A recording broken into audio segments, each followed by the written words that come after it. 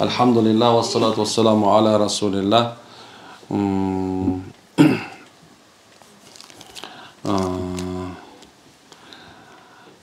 Так. Assalamu ustaz, сурагам. Аялдар көрүштөнгө барып курап келсе болобу? Жакшы эмес. Барса болот, бирок жакшы эмес. Салат Масудда барса мүмкүн дейт, бирок жакшы эмес. Аял киши мүрзөгө бара бериши. Ал жерге барат, аял киши өзү алсыз болгондугунан өкүрүп бакырып ыйлап башташы мүмкүн. Жанагындай бир өзүнүн коногу келгенде ооруп турган мезгилде таза болбой калышы мүмкүн. Ошон үчүн жакшы эмес. Негизи эркектин деле мүрзөнү кыдырып барып атасынын түйүнү окуп деген жакшы эмес. Мүрзөнүн негизи жанына барып мындай бир Куран окуса болот. Жоксо ошо дуа кылсаңыздар болот. Пайгамбардын сүннөтү. Пайгамбар мен силерге мурун тыйганмын мүрзөнү кабырды зыярат кылышты. Бүгүн мен силерге уруксат бердим деп пайгамбар уруксат берген. Көп убакыттарда акыркы казалардын алдында пайгамбар көбүрөөк ошо Бакый мүрзөсүнө барганымды айтылат. Апамдын көрүшүнө барган эмесмин, 9 жыл болду. Барбай эле коюңуз. Апамды сагынып ыйлай берем. Дуа кылыңыз. Устаз, кеңешимди күтөм. Кантип ичимде боштондукту толтура алам? Субхана, жакшы эне болуңуз. Балаңыз кыз болсо, кызыңыз болсо ошо өпкүлөңүз. Субханалла, энеңиз сизге кандай мээрим берип, сиз ошо балаңыз ошондой мээрим бериңиз. Иншалла орду толуп калат. Жолдошум менен 2 жолго түшкөнбүз. Кайра жараша иманды үй бүлө бололу деп жатабыз. Туура, мына сиздики боштондук бул энеңизди сагынганым үчүн эмес, күйөөңүздү сагынымсыз да. Толук окуп жооп берсем болмок экен, Устаз, экс жолдошум жакында келет, Россия шаарында. Никебиз окуп бере аласыз. Окуп берем, алтын талак бербесе эле. Экс эмес да, значит, бар да, туура эле да. Экс дегенде экс президент болот. Экинчи такыр президент болбойт деген сөз да, туурабы? Ошо экс күйөө болбойт эч качан, мүмкүн эмес. Бывший дагы болбойт. Ошондо күйөө тип берсең бывший болот, конечно. Сиз урматтайм, биздин никебиз сваркалап окуп бериңиз сураш дейт.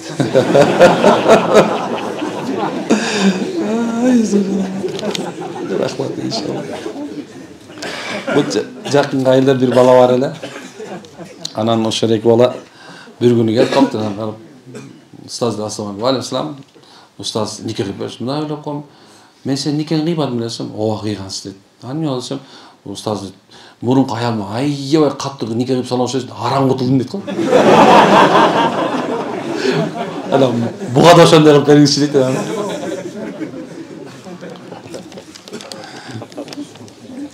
Ушундай нерселер бар.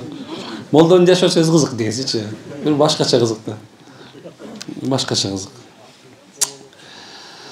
Ассаламу алейкум, урматтуу устаз. Менин суроом, жолдошум менен жашабагыбызга 10 ай болду. Эми ажырашканда официалдуу ажырашкандан кийин мага талак берүү зарылбы? Же 6 айдан кийин дароо эле талак түшү деген сөз туурабы? Рахмат, сиздин алдарыңыз.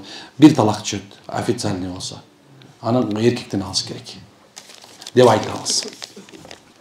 Устаз, мен суроо бергеним себеби, мен сокулукта турам. Менин иним жин деген оору менен ооруйт. Эч жакка алып бара албайбыз. Биз менен эч жакка барбайт.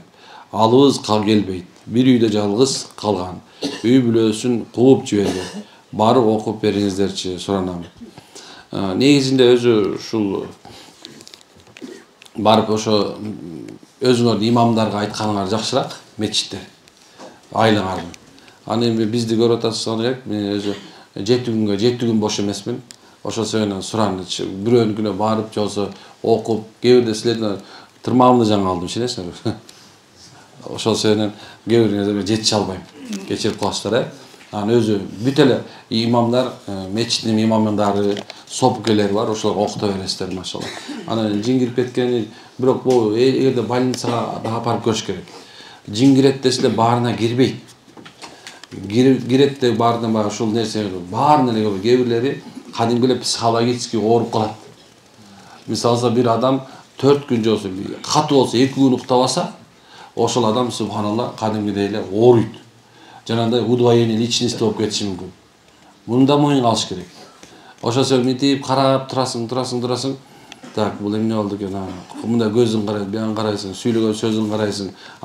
Ошого өтө бир нерсе алып турган, монда илешкек бар экен айтыш үчүн эме кыласың, ойлоносуң аябай катуу үчүн. Ошол себептен эгерде больницага жатып, больницада айыкпаса, адам бирде туруп соо болуп, бирде туруп мас болуп, ушундай кылып атса, акылымда. Анда субхана ошондо жин бар экен деп баштайбыз. Эгер дайыма эле бир калыпта түшүп кала турган болсо, уже только больницага барыш керек дейбиз. Бирок кээ бир убактарда болот, бир калыпта дайыма жүрөм, анан кийин кечинде өзүнө келет, кайра силер билбей калышыңар мүмкүн. Ошол себептен онда карашыбыз керек. Баарын эле жин боло бербейт анда, макулбу? Көчөнүн бир нерсени сүйлөп атсам, мен теңирчи деп чыгып атпайбы бирөөчү? Анткенсе ата бабабыздын салтын айтып атсам, бул теңирчи окшойт дейт да. Бул демек ошол адам өзүнүн кыргыздын салты жөнүндө эмеси жок экен, кабары жок экен сөз да. Мисалы кыргызда сөз бар. Ит аякты теппе деген сөз барбы? Кара. Андан кийинки эң эле жөнөкөй. Кирдин суусун жолго төкпө деген барбы? Бар. Мына ошого окшогон нерселердин баардыгы тең бул жөн эле айтылган эмес. Бул деген нерсе ошол мисалы сасык, кир, иттин ит аягында болот. Мына күнүгө эле мен менен тиги раковинага салып алып, мила менен жууп атасыңарбы? Ал ошо иттин жанында турат. Эми ошонун себебинен ошол жана сөөк салынган, жанагындай нерселердин ичинде жин шайтандардын тамагы болот. Ошол мезгилде ал тамактанып атканда мисалы тээп ийгенде бай адам жини ооруп калышы мүмкүн. Ошон үчүн кыргызда ит аякты теппе деген сөз ошол. Ал ыйыктыгынан эмес. Ал болгонсо шайтандын жанагындай бир нерсине калып калышы мүмкүн. Ушундай нерсе. Суу төкпө деген нерсе, сууга төкпө деген нерсеси бар. Мисалы адамдар өтүп баратканда ошо кир болгон сасык сууну тепсебесин бир эмеси.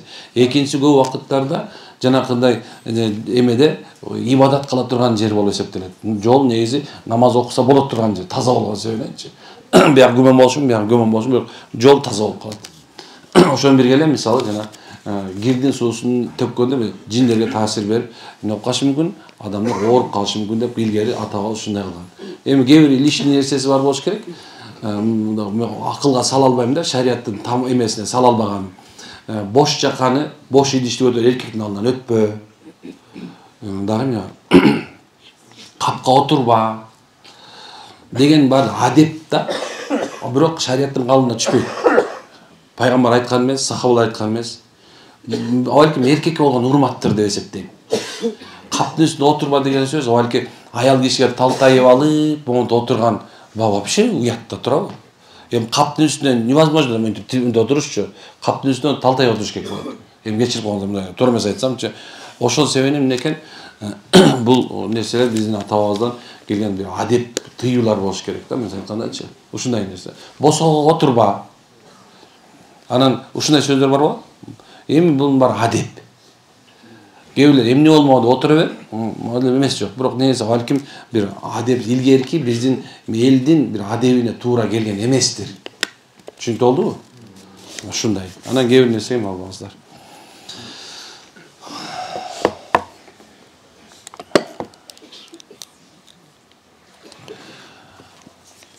Мен абдан шалдырап жакшы да.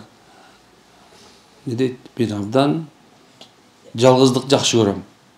Адамдар менен көп сүйлөшкүм келбейт. Менде илешкек болушу мүмкүнбү?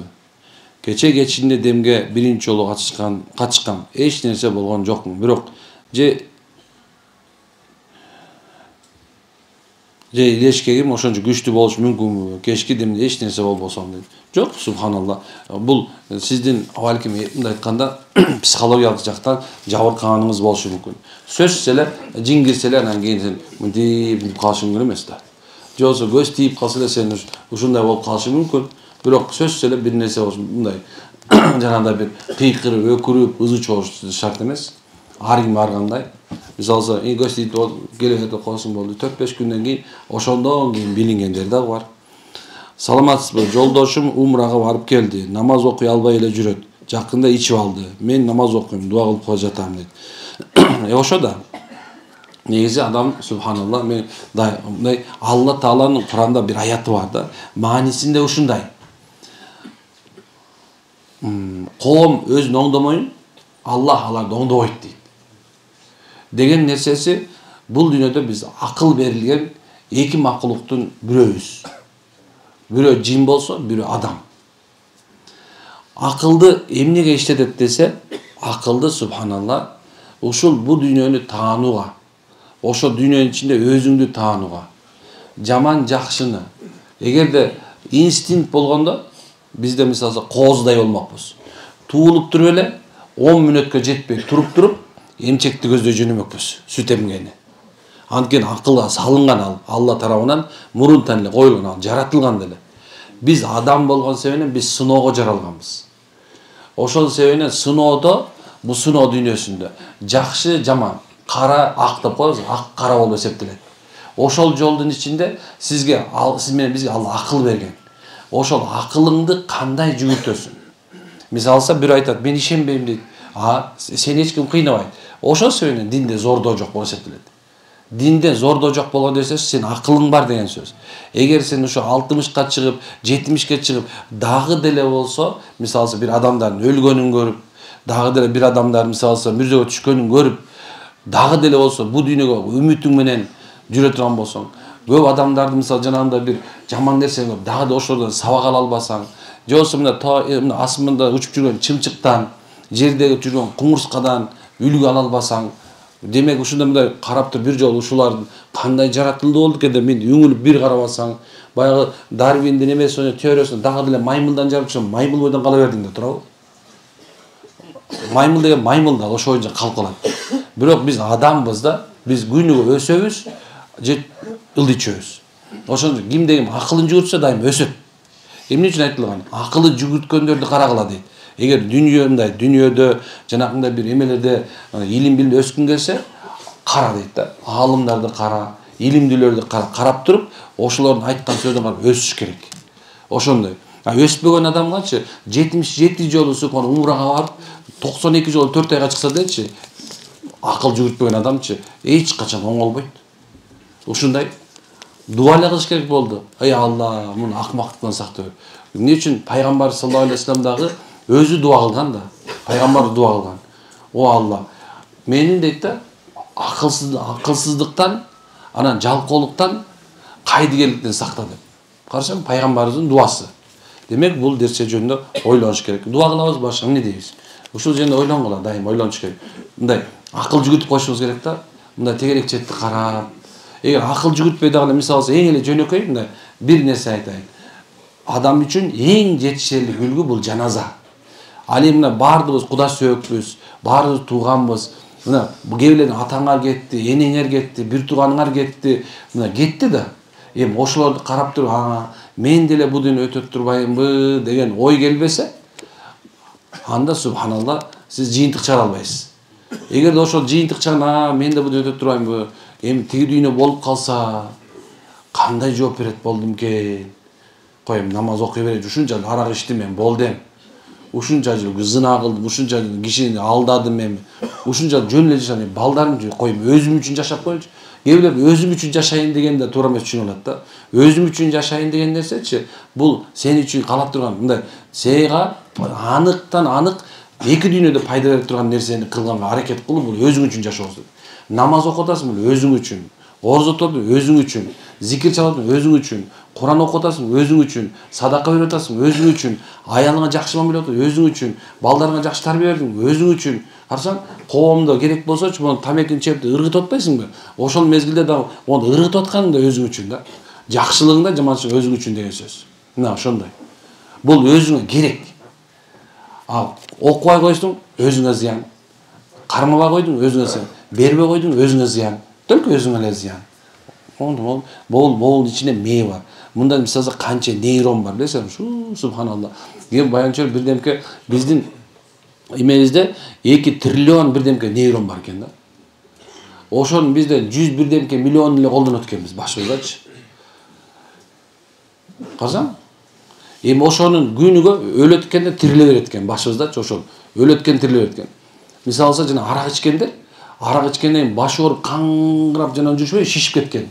Ошол баштагы жанагындай баштагы болгон нейрондор өлгөндө, анан кийин бул жердин баардыгы, бул эркектин бөйрөгү өзүнчө жанагындай бир иштетип чыгарып туруп, анан заара чыккан нерсесичи, бул заара деген нерсе денеде кереги жок шлак, токсиндин баардыгын сыртка чыгарып турган нерсе да.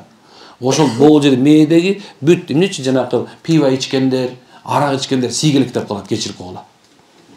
Анткени себеп субхан ошо өлгөн клетканын баардыгын тең эмне сыртка чыгарыш керек болот экен.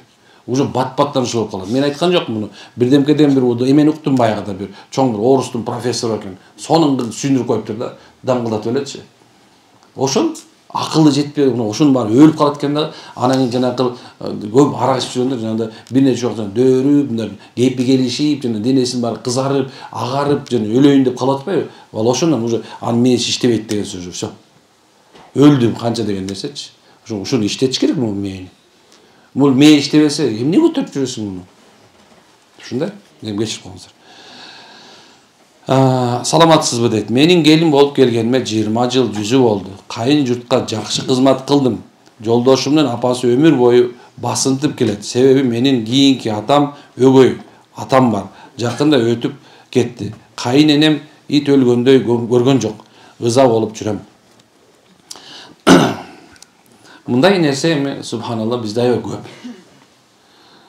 Негизинде келинди биз мындай көп убактарда кул катары көрөбүз. Чын. Бирок кээ бир үй-бүлөлөр бар. Бул менимче бир 1000ден бирөө болуш керек, э? Бир 10 миңден бирөө деп коеюнчу. Бирок көп убактарда келиндер келгенден кийин эмнекен субханалла ал үйгө келгенде бир кандайдыр бир башка бир бөтөн жанагындай адам деле кан куя турган болсо бир экинчи группага, биринчи группага коюлуп калса адам кусуп баштайт экен го. Ошондой эле да бизге келин келгенде бир башка бир нерсе келгендей сезебиз. Дейин дегеним шарият боюнча келинге кандай мамиле кылыш керек деген сөздү мен айткым келип атабыз. Мен айта эле келем. Негизи келин келгенден кийин анын эң биринчи акысы, анын өзүнчө пространствосы болуш керек деген сөз. Өзүнчө комнатасы болуш керек. Ошол керек болсо кыргыздар илгертен көшөгөнүн ичине киргизип койгон. Көшөгө болгон. Өзүнө ага киргенге болбойт. Ошонуку. Демек субханалла эң биринчи анын өзүнүн мындай жайы болуш керек. Уялат, сүйлөй албайт, кыйналат, башка жерден келди. Эми кандай мамиле кылыш керек дегенде биринчи өзүнө шарият боюнча мусулман өзүнө каалаган жакшылыкты башка бирөөнө каалаш керек. Ошондой эле келинге дагы ошондой мамиле кылыш керек. Келди, машалла, мынекен анын орду бар экен, орду. Эми көп убакыттарда биз эгерде шариятка алып келе турган болсок, ошол кызды, келинди сырдакана жерден, көп билген жерден, кимдин кызы экен, кимдин атасы бар бекен, энеси бар бекен, ошонун баарын карап туруп алыш керек да. А бизде болсо тескерисинче бирөө келет, бирөөнү алат, аны билбейт ким экенин деле, тиги ата-энеси билбейт. Ушуну бирөөнү алып келет, андан кийин кемчилик чыгып калгандан кийин ошо кемчилик менен кордойт. Ар бир негизи зулум кылуучу, залым. Тил менен болсун, кол менен болсун, мындай моралдык жактан болсун, керек болсо көзүң менен арыбасы жаман көрүп, бээрибасы жаман көрүп жүрүшүң дагы бул залымдыкка кирет. Залымдык. Аны кордоого кирет. Эми ошондой кордош шариятта арам болот. Мусулманчылыкта арам болот. Демек, эмне кылыш керек экен?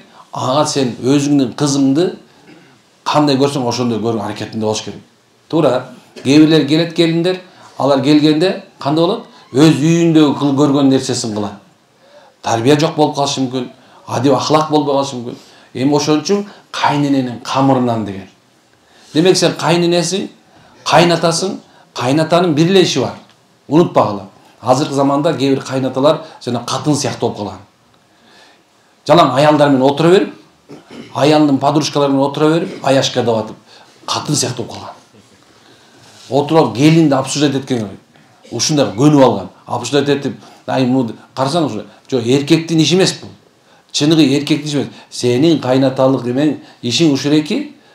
Сен ошо кандай чай берсе ошонусун мактап ич. Болду сенин ишиң. Батаңды беришиң керек. Болду, башка ишиң жок. Кайнагалар да ошондой, кайны да ошондой. Бирок ошол келиндин күйөөсү сенин байкең же иниң болбосо, акаң же үкөң ошол үйдө болбосо, сен ошол үйгө киргенге акың жок, жалгыз келиндин үйүнө. Болбойт. Анткени эмне күйөөсү жокпу, болду. Акың жок. Кире албайсың. Анын укугу ошол эки. Алсага субханалла небере төрөп берип атат. Баланы төрөп берип атат. Бир эмес 4-5 төрөп берип. Эми субханалла ар бир төрөгөндөн кийин сен да төрөгөнсүң кайнене, туурабы? Аял болчусуң сен, кыз болуп келип, сен да төрөгөнсүң. Демек ошонун төрөгөнүн кыйналганын билесиң да, туурабы? Эми араң төрөп келген болсо, илгери 40 чыкмай субханалла эч ким кызды, келинди төрөгөндөн көрсөткөн эмес. Erkектер болсаңыз біз ондан кичинекей монда жанагындай бир коёнду мында кичинекей кызыл этти көтөрүп алып чыгып ана көчөдө жүрүшөт эркектер, у меня дочка депчи. Андай туура эмес. 40 чыкканга чейин кыргыздар эч ким көрсөткөн эмес. Демек сен аны ошо төрөгөндөн кийин сен төрөгөн билесиң, кандай алсыздыкты билесиң. Эми не кылыш керек аны? Аны ошондой сыйлаш керек. Мен да төрөгөм деп. Жок, субханалла, биздикилер болсо тескерисинче бир ит төлөп койгондой көрөт. Ошондой. Ал эми катыш жагына келе турган болсок, келиндерге мен айта турган нерсем ошо эки, кыргызда сөз бар. Кайда барсаң ошо жердин ырнырда дейт. Ошо себептен субханалла, ошо кайненеңизге biraz kança 20 жыл кызмат кылыпсыз, дагы кызмат кыла бериңиз. Анын бир жаман жагы кемчилиги боло турган болсо келинге. Эми субханалла анын баласын менен жашап атасыз. Анын баласы сизди багып атат. Демек ошол күйөөңүздүн энеси экен деп кемчилиги менен жакшы көрүшүңүз керек. Сиз ушуну эртең келиндериңизге кылбаңыз. Мен көчөдө сурадым го бир жерде. Кандай болуп атасыз? Эмне болуп атасыз? Анан акырында көрүнүп турат, ал уже фильмде моралдык жактан зомбулук көргөн. Ошол күйөөсүнөн кайната кайнеси зомбулук көрүп турат. Анда жин жок, кара дуба жок. Болгон эмне экен, уже мээси чыдабай калган ошочу. Стресс. Суратабыз. Эми ошондой сизге мамиле кылгандай келиниңе мамиле кыласыз? Жок дейт. Өмүрү андай кылбайм дейт. Демек мына ушул мени көрүп аткандар, мына келиндер, өз кайненеңерден ушундай нерсени көрдүңөрбү? Силерге бул сабак. Эми бул нерсени бул тамырын үзгүлө дагы эртеңки күндө келиндериңерге өзүңөр жакшы мамиле кылгыла. Жакшы мамиле кылгыла. Аларды ит катары көрбөгүлө. Кул катары көрбөгүлө. Күн катары көрбөгүлө. Кээ бир эркектер ушундай. Энесине болушат. Аялына субханалла эме кыла албайт. Болушпайт. Болушайын десе субханалла энеси, мынакей катынын аркасынан ээрчип калдыңбы шүмшүк? Мынакей сен ак сүтү мурсуун сени. Ушу катынын аркасынан ээрчип кеттиңби? Деп атып субхан көп эркектерчи мээ сайынып калып эмне кыларын билбейт да. Акырында сабап башташат. Атайын тукурат кээ бирлерчи. Мына ушу катының минтип койду мага, тигинтип койду мага. Ошондон кайф алат да кээ бир кайнелерчи. Нормально сабап койсо ушундай Кудай сактасын. Мен ойлойм да, жанагындай триллерде, өзүнчө триллер бар го, кинолор бар, триллер. Кээ бир келиндер ошондой бир жанагындай зомбиленте жашайт да. Эмне дейм мен? Ушундай кечирип коюңуздар. Саламатсызбы устаз мага?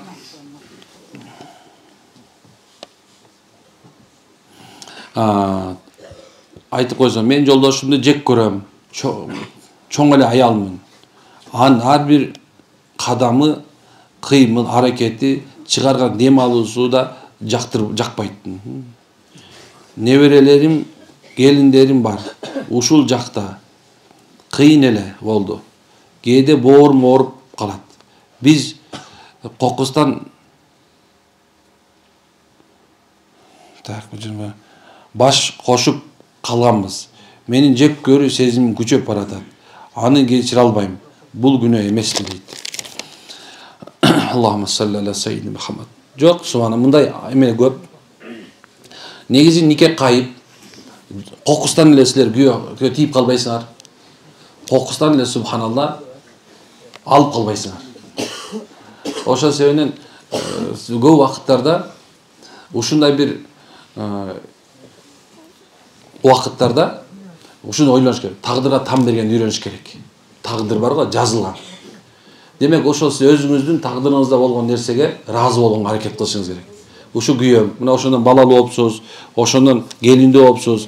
Эми субханалла, мындан башкасы болбойт да, чоң аял болгон болсо туурабы? Кыз эмес да, кайра башка тийип алгандайчы. Бирок ошол мына кээ бир убакыттарда мындай моллолор негизи биз только жараштырышты түшүнөбүз да, ажыраштырышты каалабайбыз. Ошол себептен качан бир эме болгонуңуздарда, ушундай болгон мезгилде жакшы жактарын көргөнгө үйрөнүңүздөр. Аял эркектин, эркек аялдын жакшы жактары бар. Болбой койбойт. Бул нерсе айтылган пайгамбар саллаллаху алейхи вассаламдан. Эмнекен 1000 жаманчылык болсо 1 жакшылыгы бар. Ошо жакшылыгын машалла көрүп кое турган болсок, бул кемчиликтер кетет. Биз просто көрө албайбыз да. Анан эми Алла Таала жек көргөн бирок улуксат берген талак бар. Бу дагы сизге бир чечим. Эгер ушуну бирөөнү кыйнала, бирөөнү өзүң кыйналба деген сөз бар. Ушундай. Бул жагы дагы бар. Унутпашыңыз керек. Анан эми бул күнөө. Негизи субханалла, ушундай бир жашоодо жашаш өзү күнөө. Ушундай жашоодо жаша өзү күнөө. Негизиндечи. Ошол себептен субхана Кудайым сактасын. Көп эле нерсе айтып дейин деп атам, бирок тилим кыска болот азыр. Саламатсызбы, менин чоң атам молдо болгон, өгөй, чоң энем ушул жетим балага жардамчы болсун деп 7 жылдан бери 9 жыл Куран түшүрүлгөн даалыма төрөлгөндө озантып коюп мени көрсөтүп жүрдү. Айылда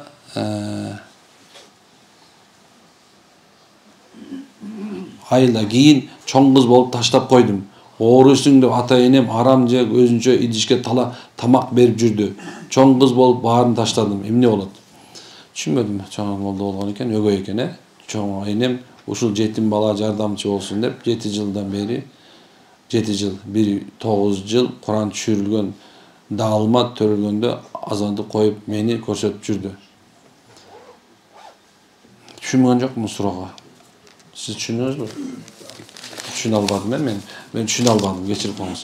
Эгерде жанагындай бир ушундай бир ата энемден ушундай бир Куран окуучу кээ бир молдолор болгон, анан ата энемден касиет бар экен, ошону мен кабыл алышым керек, албашым керек дегендер бар го. Ал кереги жок нерсе ал.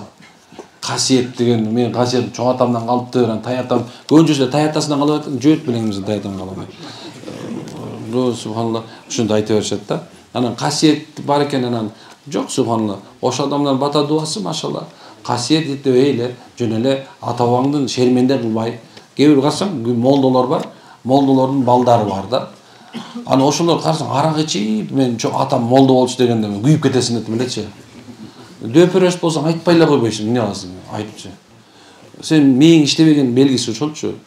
Өзүңдүн атаң молдо, мына азыр эле араңарда эле бар, атаңар даватчы, ушундай элге дават айтып жүрөт, сен болсоң дагы эле арак ичип жүрөсүң. Элдин арасында жана ушундай мындай байкуш ушинтип өзүн оңдойюн деп жүрөт, сен болсо ошо тескери чыгып жүрөт. Тескерилен. Сен акмактыгың башка эмес да. Акмактыгың башка нерсе эмес. Көрүп эле жүрөм ушундайды. Атасы молдо, кыздар болсо жолдо, чачтарын жайып алып, тырмакты 7 метр коюп алып көчөдө жүрөт. Эми ал ушунчалык жок дегенде атаңдын сакалын сыйлап койбойсуңбу? Апаңдын тетиги салынган жолугун сыйлап койбойсуңбу? Жок, мен алардай болуп жашабай эле кой. Бирок уят деген бар да. Кээ бир убактарда ушундай бир үй бүлөнүн намысы үчүн деле бир нерсе кылып койшойт, турабы? Жок, тура эмеспи? Мисалы кээ бирлер бар, жанагындай бир ушундай күнөө кылып жүрүшөт, жана керилдеңиз бирөө мушташып, дагы бирөө чорный болуп алган, эми жок калды го азырларда. Эми канча деген жаман ишти кылып жүр, бирок атаң менен апаңдын урматына ушу жок дегенде уялып койбойсуңбу? Кой, ошо ата энемди уят кылбайын депчи. Жок деген ата энеңдин кадыр баркын, мына президент болуп көтөрө албай койдуң, мисалы, президент болбой калдың. Депутат боло алган жоксуң. Эми такыр болбосо көчө башы боло алган жоксуң да. Эми кичинекей жок дегенде эчтеке боло албасаң дагы атаң менен апаңдын мындай кадыр баркын түшүрбөй, мындай жакшы бала болуп койбойсуң, жакшы кыз болуп койбойсуңбу? Элге уят кылбай, шерменде кылбайсың, жок дегендечи. Жок дегенде шерменде кылбай койгочу, болду. Башка эмне суранасың? Касиетиң гой ар көздөйчү, Кудай сактасын.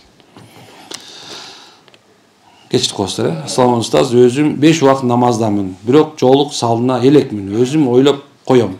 Өз көңүлүм менен окусамбы же жолук салыныш керекпи?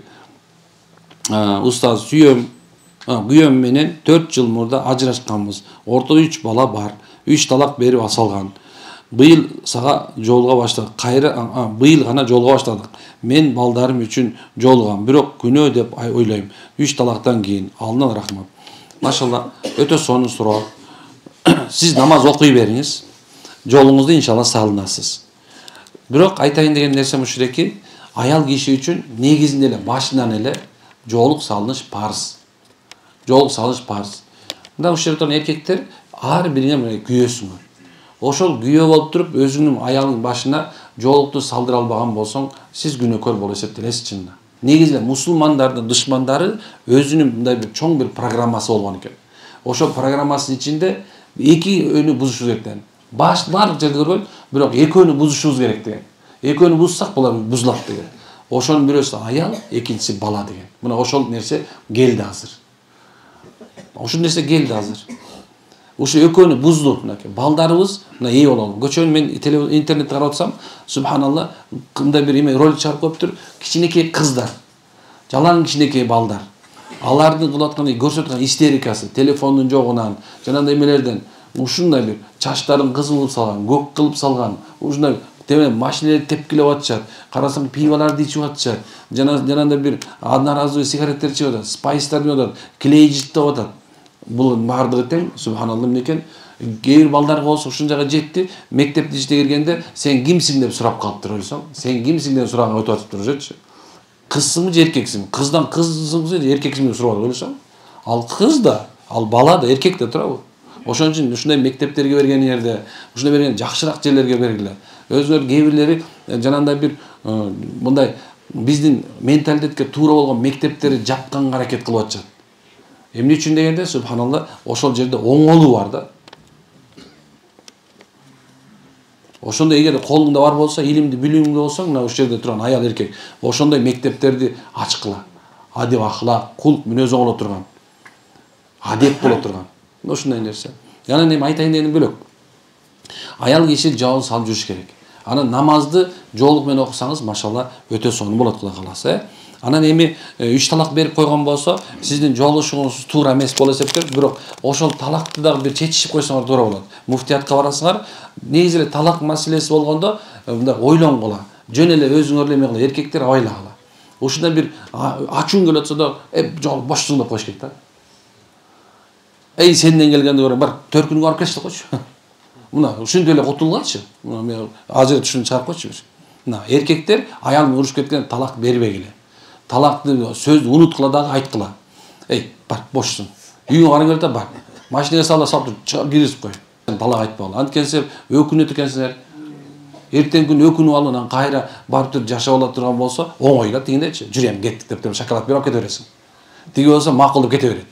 А талак берген деген уже чоң процесс башталат.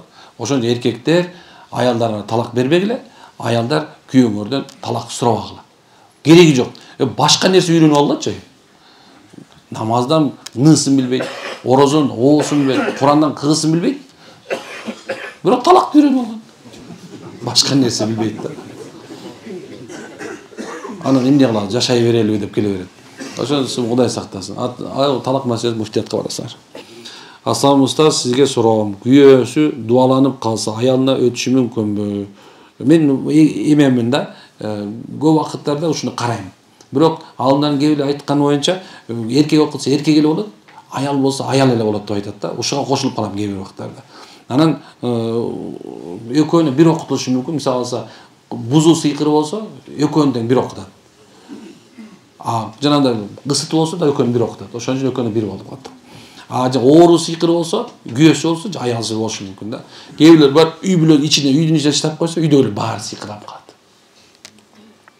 Жуманын неделянын ар 4-күнү жума күнү жин козголуп уруша кетем. Ал эмнеден дейт?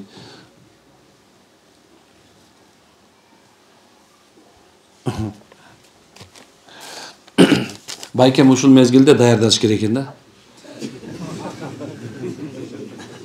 Жуманын жума күнү экен, 4-күнү. Ар 4-күнү экен, жуманын неделя. Ошо 4-күн не жакшы күн. Байкем ошо айтып эскертип коюш керек экен. Ошол убакытта жеңемди мындай даярданып, атыр себелип машина гүл алып келе калыш керек,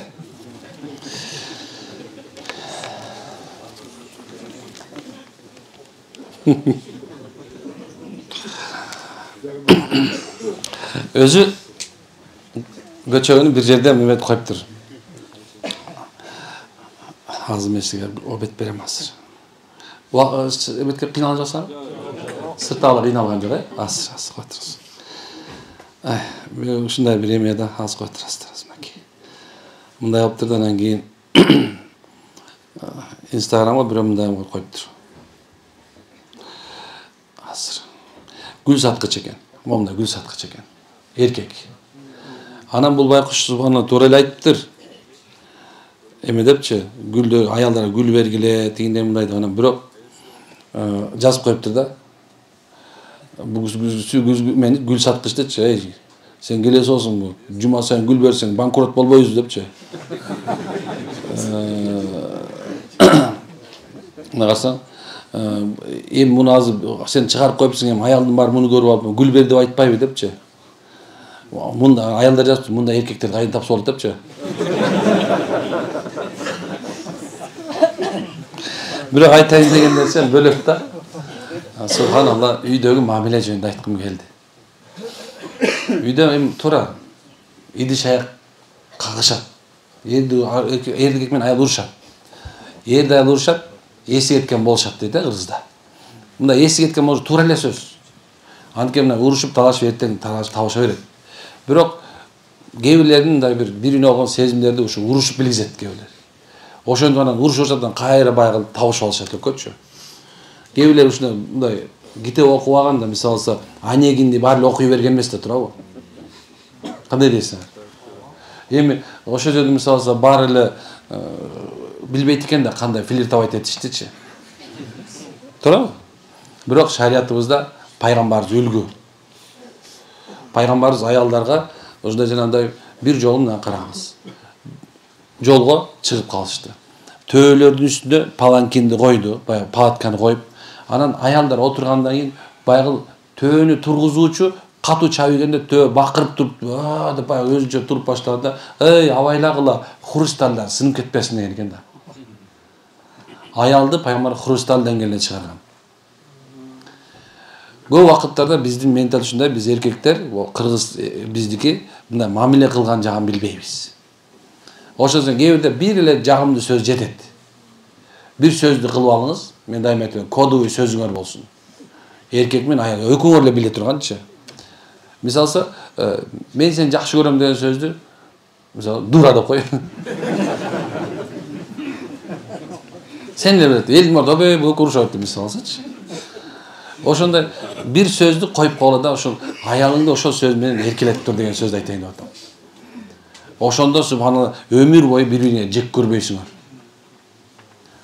Аялдар да ошондой кылсын. Бир сөздү таап алсын. Некен мен азыр айттым кээ бирлер эми ушунча элүү жашап койду эми каяктагы эркелетмей деп атасың кээ бирлерчи. Жок, субханалла, өлгөнгө чейин ушундай. Бир аял өлүм төшөгүндө жатканда анан күйөөсүнө барып мындай дептир. Күйөөсү күнү жанына келгенде, "Сизден бир суранычым бар. Айтыңыз, эмне суранычыңыз бар?" "Аткарам. Мен эгер өтүп кетип турган болсом, мен башка аял албаңыз" десе, бая макул деп ооз үчүн айтып атат да. Десе айтыптыр, "Жок, билем. Бирок ушу менин үстүмдө, мүрзөмдүн үстүндө гүл куурап калганга чейин албаңыз" дептир. Бир нече баягы каза болуп калат, жаназа окулат, коюлат. Анан баягы мүрзөнүн үстүнө барып Куран окуп коюн деп барса, баягы гүл турат дайымачы, гүл.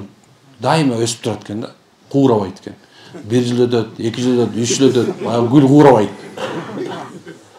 Анан бир күнү келип караса, субханалла, кайниси баягы мүрзөнүн үстүндө гүлгө суу куюп жүрөт дейт. Эмне бул суу куюп атасың десе, "Эжекем өлөр алдында ушинтип айтты эле" деген турат. Аял киши субханалла өлүп барат да ушундай бир кызганып, субханалла, эмне болуп калат экен? Ошол себептен баарыңарга сураныч, субханалла, ошондойго попадание болуп калбагыла. Ошол баарыңар субханалла некен азырдан эле гүл берип, машалла, мамиле. Карчы кандай сонун күлүп отурасың байкасың. Баарыңар ооруңарды унутуп калдыңар барса, карасаң баарыңар эле ушул сүйүнүчтү каалайсыңар, дофамин көтөрүлүбү кичине.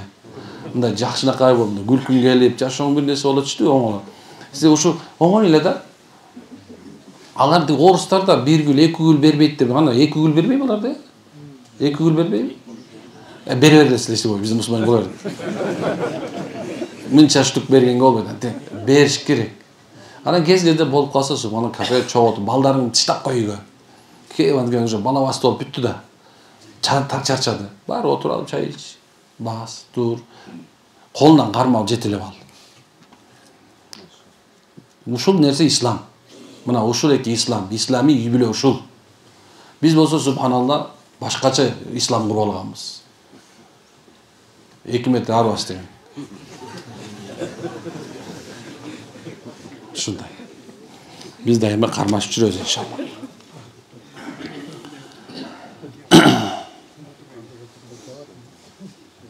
Менин уулум Бакыт кичүүсү ошол уулумду келечегинде дуа кылып койсоңуз, келечегине дуа кылып койсоңуз. 5 бир тууганды кичүүсү, 2 кыз, 3 уулун жалгыз бою энемин. Алла разы болсун. Мен ул багыт. Мен 5 балаңызга тең иншалла дуа кылалы. Негизинде шариятыбызда эч качан балдарды бөлбөйбүз. Балдарды бөлбөйбүз. 5 бала 5-өөнө тең бирдей мамиле кылышыбыз керек. Bir окуя Пайгамбар саллаллаху алейхи вассалам заманында bir адам колуна бир нерсе көтөрүп алып пайгамбардын учурашып коеюн деп кирип калыптыр. Анан пайгамбар колуңда бул эмне десе, бул бир уулум бар, ошого берем. Канча балаң бар десе, 9 балам бар деп айттыр. Анда алдыкыны бербе дептир. Бардыгына бирдей белек бермейин, бербегин дептир. Ошон үчүн мисалы 10 балаңан bir балаңды өзгөчөлөп, аны карап, калгандарына көңүл бере койсоң, бул болбойт деген сөз. Мына современный сөзүн айтып турган болсом, психологически 8 балам стресс алат деген сөз. Кыздарга мен мындай өзүмдүн опытым бар да. Мен 2 кызым бар, мисалсачы. Ошо кыздарыма дайыма субханалла балдарыма айтып берем. Бул кыз, буга бериш керек. Кыз, талашпа, тийишпе, эме кылба деп аз мисалы ошондой көндүрсөңүз, кыздарга отдельно бере берсеңер болот. Ошондо дагы кээ бирлер бар. Эмне үчүн кыздарга бере бересиз деп. Медет да, эмне үчүн буга, эмне үчүн Фатимага ошондой кылабыз дейт да. Мен бул балам ошондой эмерек көп сурайт. Аны айтам, мына бул кичинекей азыр, кыз, алсыз, анан кийин бизден кетип калат. Күйөөгө тийип кетет. Анан биз сыйлай албай калабыз. Азыр сыйлай берели балам. Анан бул кеткенден сен баягы менин алдымда каласың, сен менин баламсың. Десең, деп калат. Ушу туура түшүнүп бериш керек да. Кыз мына келди, кыздын убактылуу да. Мына эртең мен 30га чыкса да бирөөнүн турмушка чыгып кетет. Ушундай кыз кезинде жакшынакай кыз качан төргө отурат билесиздерби? Төр күнүнө келгенде турабы? Ошон үчүн ал азыр кыз төрөлөрүз мына төр күнүндө отурат азыр. Ал төр күндө отурат, эртең кетет. Ошон үчүн субханалла, эмне ушу сыйлаганга үйрөтүш керек кыздарды. Шариятыбыз ушундай дейт. Кандай дейсиздер? Туурабы? Кантип шариятыбыз туура эмес болсун? Илгертен Кыргызда дагы ушундай салтыбыз ушуреки. Мындай жанагындай бир аркасынан узатып атканда, жанагындай бир эмени эмне койсо, кошок айтып узатышчы. Эми ал ошол болду деп бияктан кетти деген сөз ал. Өлгөн адамга кошок айтат дебегиле. Бирок келгенде бир жылдан жээм менен келгенде тай экеси тай берип жөнөткөн. Тайын берип, жакшына сыйлап, ушундай бир кайра ат мингизип, ошону жөнөтүп коюшкан. Кандай нерсе. Манастын уулу Семетей деле өзүнүн таятасыныкына барып өстү отурабы? Жээнге жакшы мамиле кылып бияка алып келди, кайра атасынын ордун башты. Туурабы? Деп ушундай нерсе. Жээн эл болбойт, желке том болбойт деп айта беребиз. Жээн эл болот. Кимиси жарашса? Таякеси жарашса. Ушундай нерсе, ушунун баарын унутпагыла туугандар. Биз ким экенин унутпа, биздин ата-бабабыздын салты бүттүнгө туура. Бүттүнгө туура. Каршы боло турган нерсеңер жок. Ассаламыңыздар, багамдаттын фарзы биринчи окулуп калса, жетишпей калып, сүннөт окулбайбы, казасы да болбойт дешти. Туура айткан. Жиндер кандай болот? Түрү сук болот. Сиз көргөнбөсү? Жок, көргөн эмесмин. Аны көрүм керек ма? Биз кантип көрсөк болот? Зачем сага? Аны көргөн эмне кыласың? Ассаламу алейкум устаз, мен магазин сатып алгам. Ошол магазинде орус аял крест коюп окутуп салганды уктук. Бирок ошол магазинде ушул убакка чейин соода жакшы болбой келет. Эмне кылсак болот? Окуп бер, крест койгон орус өлүп калыптыр дейт. Крестти алып салыңыз, машалла. Анан кийин эмен түйдөндөй мы открылись деп чоңоп жазыңыз. Анан таргет кылыңыз Инстаграмга, биз эметти. Ошомо айылыңызга эме группага киргизип улам кетиребиз. Бизде халальный деп, дей бериңиз, арак сатылбайт десеңиз, молдонун баары ошо барып баштайт. Негизи азыр молдолорду мындай тартыш керек билесиңер азыр замандачы. Азыр жана даватчы, жанагындай 4 ай, 40 күн бергендерди субханалла ушу дүкөнгө тартыш керек да. Байке бизде баары халал дей бериш керек да. Аны ошолор өзү бат эле, бул жер халал экен деп атып эле субханалла 4-5 кошуна барса, рекламада да тыйын иши кыйын да туурабы? Реклама соодан жүргүзөт. Ушундай нерсени унутпаш керек субханалла. Сөзсүз эле карадуу болуп калыптан окутуп салып турбайбыз. Ал кээ бирде комда бир адам келди. Мен ушундай түшүнөм да. Эс алган жерге барсаң делечи, телефон менен отурат. Geldim ben. Komentar var mı? Var. Kaçıdan? Точно жатасың ба? Ооба жатам. Канча кишисиңер? Баланча киши. Кандай комната керек? Сен менен иши да жок да. Дүкөндүн ичи да ушундай. Дордойго барсаң да ушундай. Алсаң ал, албасаң кетчи. Бизде субханалла мамиле деген нерсе жок да. Түркияга мен окугам. Кофесин берип эчтеке албасаң дагы субханаллачы. Жыргап чай ичип чыгасың бекерчи. Бизде жок андай. Биздин балдар барса карасаң бул жерде кел деп аткан үчүн бышпага манты жооп берсең го. Жеп атасыңбы? Эмне үчүн мамиле бар да. Силер менин жаныма келсеңер, асал эмне? Нормально болуп белең. Чык бар десем, келмемесиң туруп.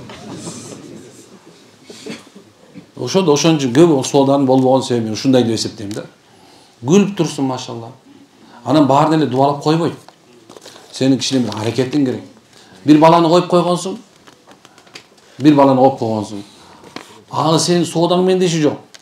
Ал эптеп тиги жерде чатта отурса болду да. Болду. Ошо сенин негизинде өзү жанагындай бир соода китебин окумайын, соода кылбагыла деген. Азирет Умардын сөзү бар. Соода китебин билмейин, мамиле китебин билмейин, соода кылган болбойт. Ушундай нерсе. Конкуренция болот. Конкуренция болгон жок, просто сенин аракетиң жок деген сөз. Бирок эгерде окутулуп калган болсо, мен баян өтүп коеюнбу дагы. Эгер окутулуп калган болсо мындай кыласыз. Аятул Курсини 21 жолу мында бир чыныга, чет жакка окуп алыңыз дагы эле. Аны ошо менен бүт баары сүрүп чыгыңыз. Түшүнүктүү болдубу? Аят 21 жолу окуйсуң, Аятул Курсини бир чакасы окуп алдан ошо менен бүт баарын чааш жууп чык. Желе болгон жерде береке болбойт деп айтат алдындар. Ошо желелерди ал. Ошол жерде субханы таза кылып кой, аурасын таза кылып кой. Жакшынакай Куран коюп тур дайыма, салават коюп кой. Ошондой болсо иншалла туура болот. Ошон батылы тазаланып калат. Анын үчүн молдо чакырып, ага 5000 сом берип, анан кийин чайын берип, бензинге куюп бер, зачем сага? Мен айтып атпаймынбы, 21 жолу Аятул Курсини мындай такыр билбесең, мындай китеп толтурасыздар. Аятул Курси деп жалдыр аны. Аятул Курси өзүң эле окуп кой мына. Только желательно субханы оозуңан угар болуп турбаш керек да. Мен деле алдамын, мындан баштап.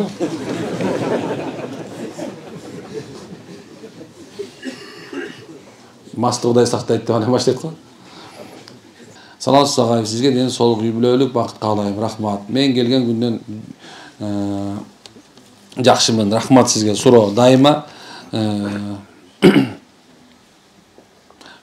бүгүнкүдөй окулуп жүргөндөй жеңил болуп мындан ары жүрүш үчүн биринчи очередь эмне көңүл бурушум керек? Рахмат алдын ала.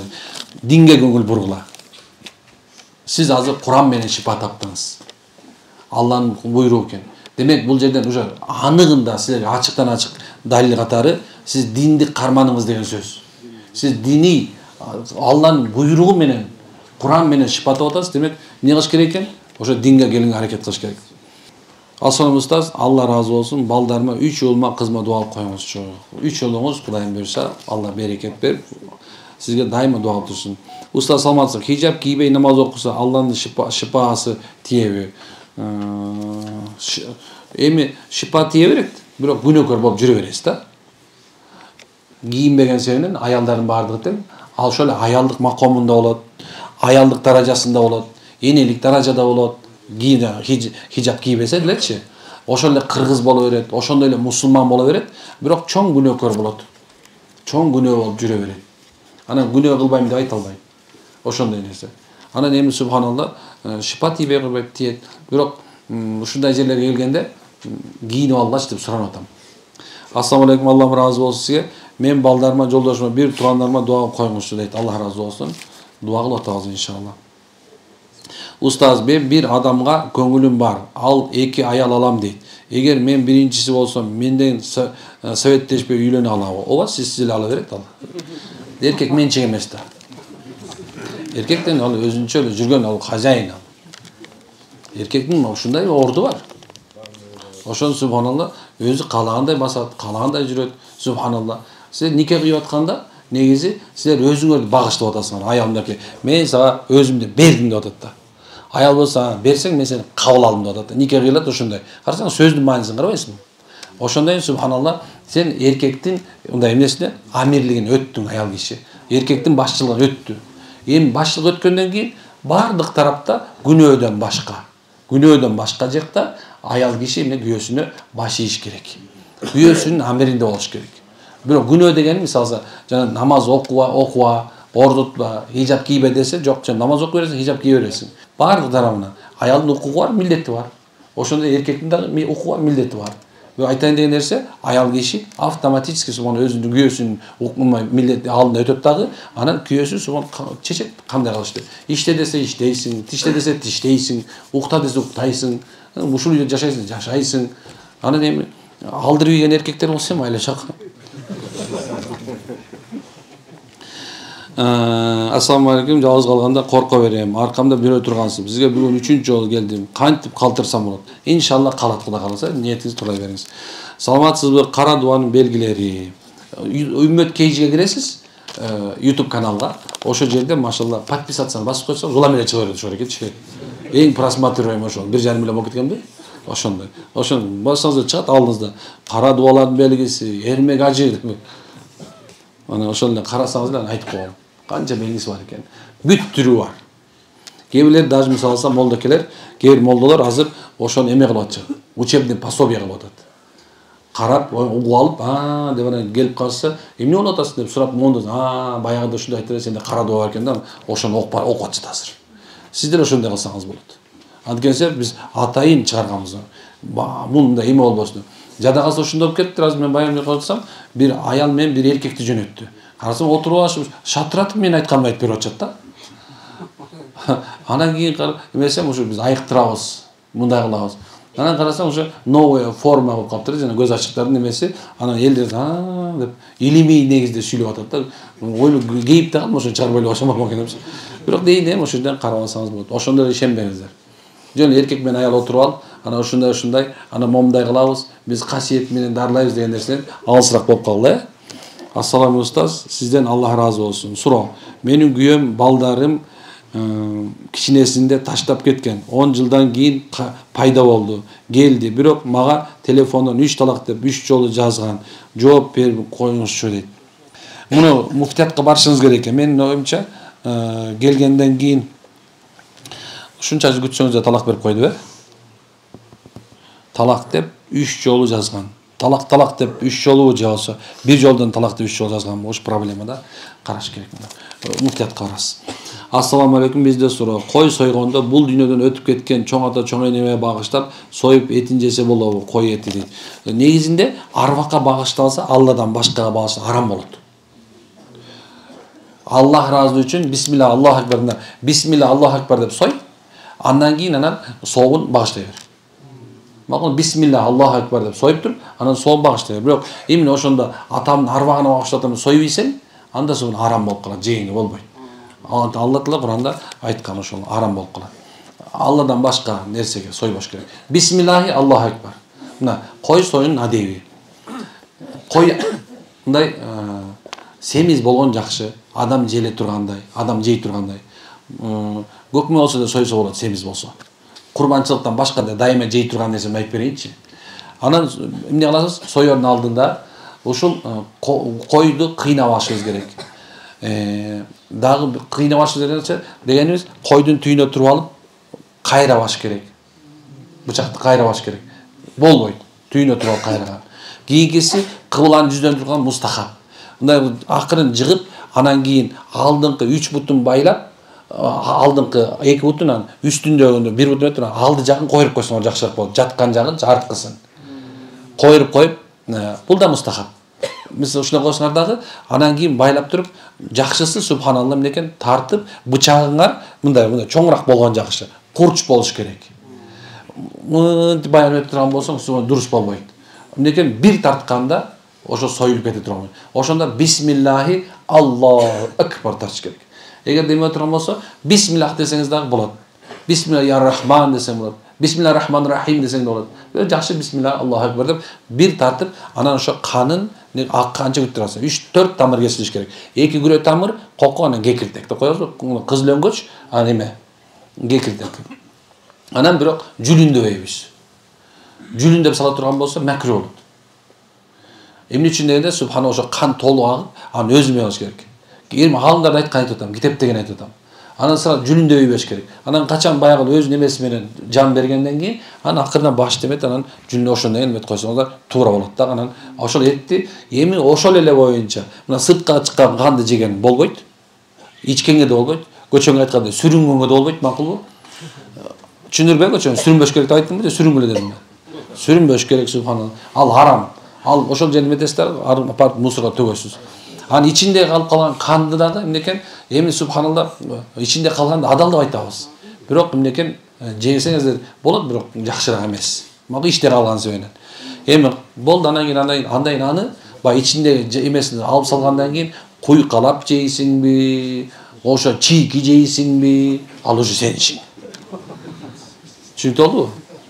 Анан кийин куйкаласа болобу, анан тигинсе болобу, бола берет. Бисмилла Аллаху акбар дедиңби? Субхана, кааласаң асып же, кааласаң басып же, кааласаң таратып же, шүкүр жей бер.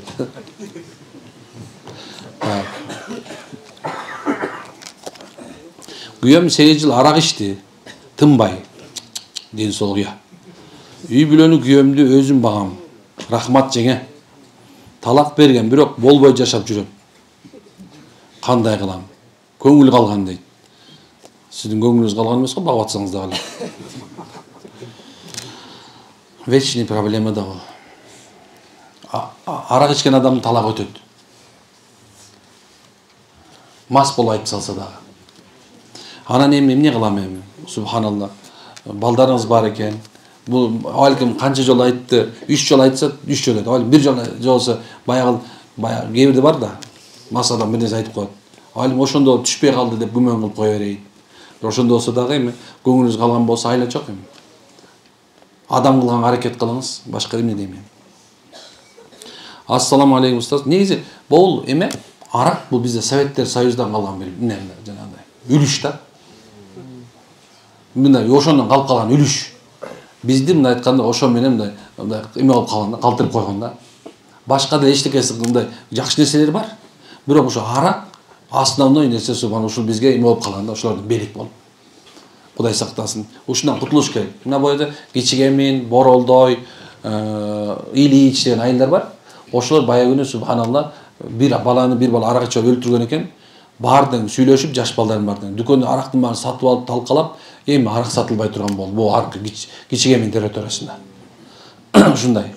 Эми бизде бул биздин айылда сатылбайт, кээ бир айылда эме сатылат. Эми бир ошону десем, ошону токтотуш үчүн мисалы эмне сөзсүз эле бир адам өлүш керек беле. Карасаң, мисалы ушул жерде арак ичип аткандар бар. Эмнеге ичип атасың? Түшүнө албайм. Түшүнө албайм. Эмне пайда тапты? Мындай шапкелерди көтөрүп көрсөм мүйүз жок экен. Ошол эле экен да. Анан кийин мындай кандай ийгиликке жеттин десем, дагы эле ошондой экен. Бая төрөлгөндө кандай болсо ошондой экен да. Атасынан калган үйдөн ары аша элек экен. Ошол эле жүгүлү менен экен. Куртой болуп кетпепти, карап көрсөмчү. Чын? Ассаламу алейкум устаз, мен жолдошум намаз окуп айтат. 40 күндүк кудама. Мен калайм, жолдошум менен чогуу намаз окуп диндар үй бүлө болушту. Алхамдулилла ичпейт, болгону намаз тургуза албай атат. Сурап дуа кылып коюңузчу. Намаз окуп калсын. 40 күнгө жеңил алып келген окшойсуң. Бул дин менен ойнобогула. Чын. Дин менен ойнобогула. Көп эле ойноп атат азыр. Ойнобогула деген нерсе бул бирде окуп, бирде окубай койбош керек. Бул жаман нерсе. Бүгүн ойнойсуң, эртең ойнолосуң. Оңбой калат адамчы. Кээ бирлер айтышы мүмкүн, анда окубай эле жүрө бербейм. Жок, окубай жүргөн өз күнү. Бирок окуп, бирде төө, бирде бей болуп, субханалла, жанагындай бир жашоодо туура эмес жолго кирип кетпеш керек. Мындай кылбагыла. Дин бул оюнчук эмес негизинде. Дин бул Алланын өкүмү, пайгамбардын сүннөтү. Бул сенин ахиретиң. Бул дүйнөң ахиретиң болуп эсептелет. Ошондон Алла Тааланын дини менен ойнобогула. Билбейсиңби? Билгениңди кыл. Динде эмне билсең, билбесең ага кийлигишпе, кереги жок. Аны молдого кой. Анан кээ бирлер өзүнчө эле фатва берип, өзүнчө эле окуп калган. Эмнесе мындай жол таап алгандар көп. Мындай иши форточкадан чыгып кетиш керек да, бир аз эмнеси болуп. Ушундай. Ассаламу устаз, Аллахым сизге разы болсун. Мен сизге келгенден бери ар дайым сизге шакирттериңизге дуа кылып калдым. Сурайын дегеним, магазин иштетем, кийим тазалаш керек болот. Куран менен жолдорун айтып коюңуз. Жана айттым, Анда 21 жол аят курс оку дедим. Так, муну окуп турмун.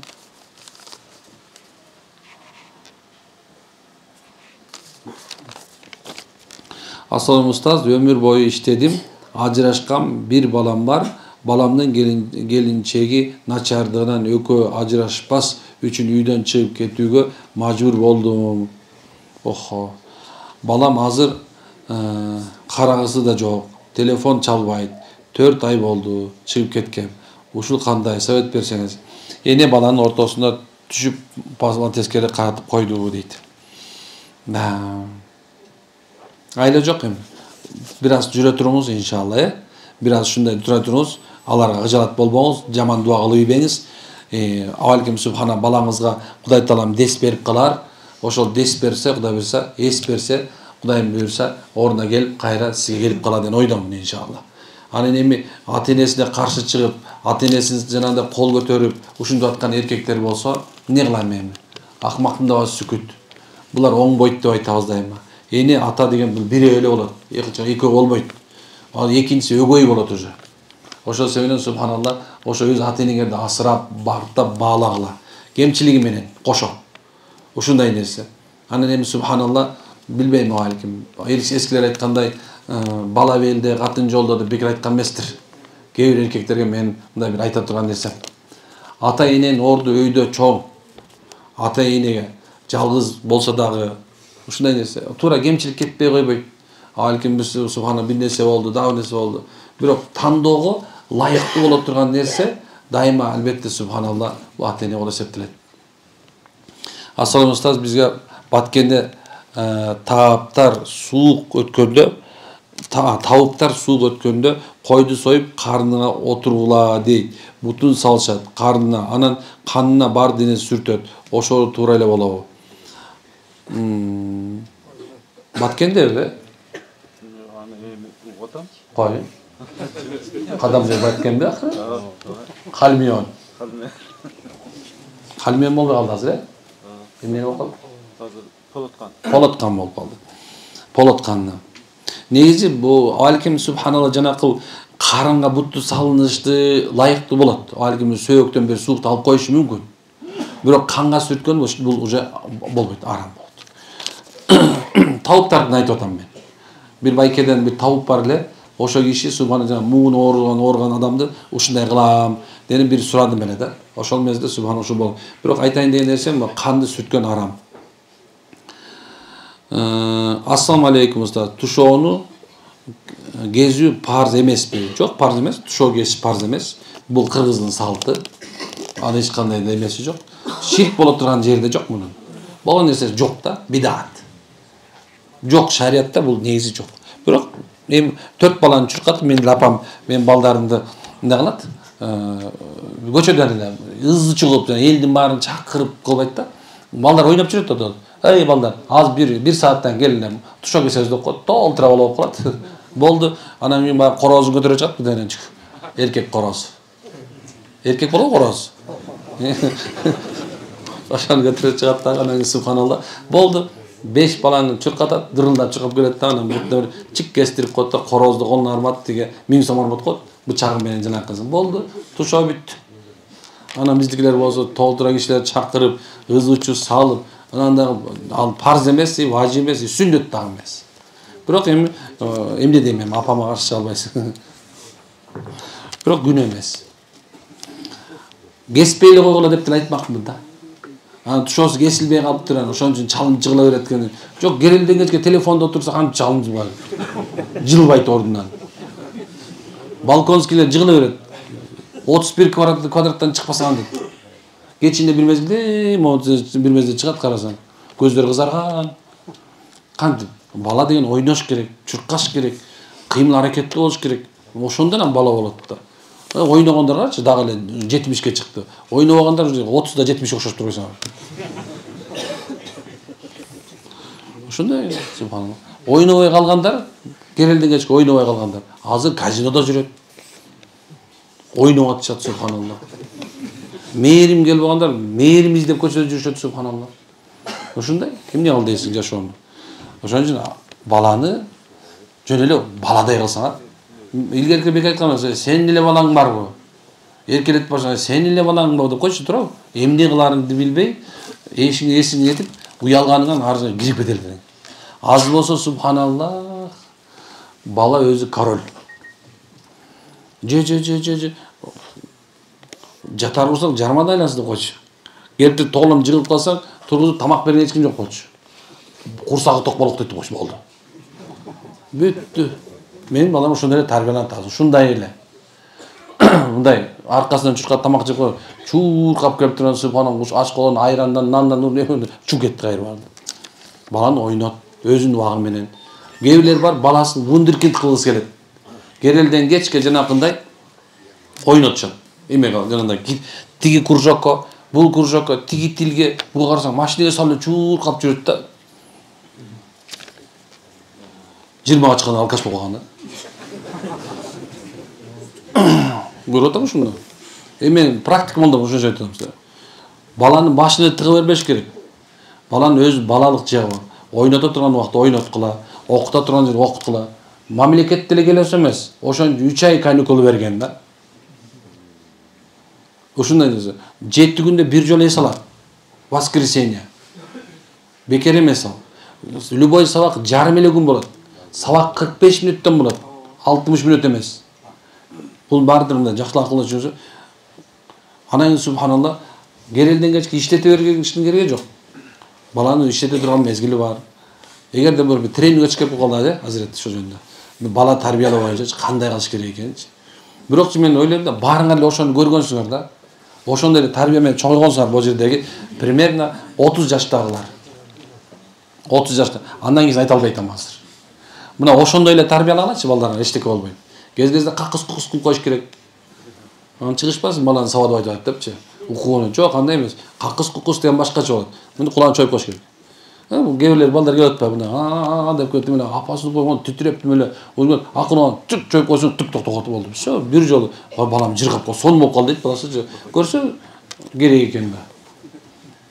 Ошондой бир суроого жооп берейин, ошону токтотоб. Ассаламу алейкум устаз. Сиз Аллам ыраазы болуп күч-кубат берсин устаз. Мен 23 жаштамын. Акыркы 5-6 жылдан бери көңүлүм ачылбай, кыжаалат болуп, мурдагыдай иштей албай, эч тутуум дагы начарлап, эмне кылсам болот? Бул көч тигенин белгиси. Машаллах, Аллахым береке берсин. Буларга болсо эмеден кечинде тиги шамдан кийин барсетка жоготуп ичинде. Барсетка жоголуп атыр. Эмне деген? Кара барсетка жоголуптур. Эгерде гимаметке болсо, көчөгүн мындай болду бизде окуя. Бул жерге бир келиптир бала ичинде $10,000 бар экен. Ошол тет жерде жатып калыптыр. Ошону алып келип беришти айлыктар. Коркпоңуз иншалла, насип болсо да. Бирөөнүн сумкасы калып калыптыр. Ичинде 10,000 сом бар экен. Тет жерде сумка 3 жума илинип турду. 3 жумадан кийин алып кетти. Ай, көчөдө илинип турган, бул кимдики деп коебуз, бар элечи. Эч ким албайт. Бу айылда бирөө жоголуп кетсе, болгон бияктан келгендерден башкасынан. Болду. Дары бар экен, психотроптун дарылар, ошо берип койгула срочно. Айылдыкы ушундай эл. Эл бизде Кудайга шүгүр, тынч. Бирөө эме кылбайт, бирөөнүкүн албайт, бирөөгө тийбейт. Ушундай. Силер барда даже бир да киши ичпейт, тойдо болбойт. Ушундай тартип түзүлгөн биздин айылда. Бир да адам сен көчөдө сен кимсиң деп сурабайт. Андан кийин субханалла, мына бүгүн тарап кетесиңер, эртең уже бизде жашы башкача башталат. Жеңелер жоолукту чечип, мына көчө басып калышат. Азыр жоолукча бар молдо. Ушундай боло берет субханалла. Ушундай. Ошо сени машалла айылга дуа кылып коесуздар. Эми туугандар, бир аз калып калды, бирок эми убакыт албайын. 9:30 болуп кетти. Аллахым ыраазы болсун. Кемчиликтүү суроолорго мындай туура эмес жооп берип кечирип коесуздар. Бирок бул суроолорду мен Азиретке берем иншалла. Анан Азирет Кудай буйрса Инстаграмдан шашпай отуруп окуп жооп беребиз. Эртең, эртең иншалла. Анан эмеде ошондо сырда беле. Сырда күнү дайыма 7 каналда саат 8-де прямой эфир бар. Ошону карасаңыздар болот. Инстаграмга прямой менен кошо чыгылат. Ошол мезгилде субханалла угуп өзүңөрдүн мезгилдерин метип алсаңыздар Алла разы болсун. Ошо 7 каналда болот, ошону көрүңүздөр. Башка вакыттарда болсо YouTube'да канал бар, Instagram'da канал бар. Ошолордон иншалла карап турсаңыздар болот. Башкача эмне дейбиз? Кудайым күнөөбүздү кечирсин. Кудай Таала мага шифа берсин. Ийгиликке жеттиңиздер, машалла. Үй бүлөңүздөр оңолсун. Балдарыңыздар тарбиялуу болсун. Балдарыбыз деп айтайын, менин да балдарым бар. Балдарыбыз тарбиялуу болсун. Аялдарыбыз баарыбызга баш ээ турган болсун иншалла. Мындай көпчүлүк түрдө айтыш керек да баарын. Ошол саат берген сен көпчүлүк айтыш керек. Араңарда көп экен ошондойлор. Машалла разы болсун. Анан эмне сыйлап келиңиздер, рахмат. Кыргызстан эли кичине бир уч элбиз. Дуа кылыңыздар. Кыргыз элибиз тынч болсун. Өнү өсө берсин, өркүндөсүн. Өсүш аябай чоң болуп атат да мамлекетте. Ошо өсүшүбүздү мына кут катары билели. Бизге ушундай бир колдон келишинче аракет кылып иштеп аткан ажыбызга да көп дуа кылалы. Анын жанындагыларга дуа кылалы. Көп жакшылыктар бар иншалла. Өсүштөр аябай чоң. Көрүп эле атабыз. Башка жерге барып келе атабыз. Бүт өсүш аябай Кыргызстан боюнча өтө чоң. Мен азыр мындан алдында чыгып 35 километр темир жол салып коюптур. 35 километр эмнеден ушуну канча? Мунун баары эле өсүш. Баягы эмеге бардык, жолдордун болуп атканын көрүп атасыңар. Көп эле нерсе негизичи мындай көрө билиш керек да. Анан мен саясат түшүнбөйм, көзүмө көрүнгөн нерсеге ишенем да. Анан Кыргызстанда өнүгүү өсүш аябай чоң. Жаш балдар илим билим алып атат, канча миллиондогон балдарыбыз окуп атат. Ошо мектептер иштеп атат, садиктер болуп атат, канча деген чоң нерсе. Сонда дайыма айтам да, кыргыз элибизде болуп аткан өсүштүчү көрө билели. Дайыма жакшы эле айта берсек, Кудай берсе жакшы болот. Раматтык чогуу ажыкебиз, мен Кыргызстан өнүгөрүнө ишенем депчи, билесиңер ушуну. Мен да ошондоймун да. Ошол иш айткан өнүгүүнү мен көрүп баштадым уже. Кайра субханалла кыргыздар кайтып келе баштады. Кыргыздар көп жерден кайтып келет, ушу Кыргызстанда иштесе эми болот деп. Көрдүңүз кандай нерсе? Субханалла. Эми эмне кылабыз? Өсүш боло берсин. Амин.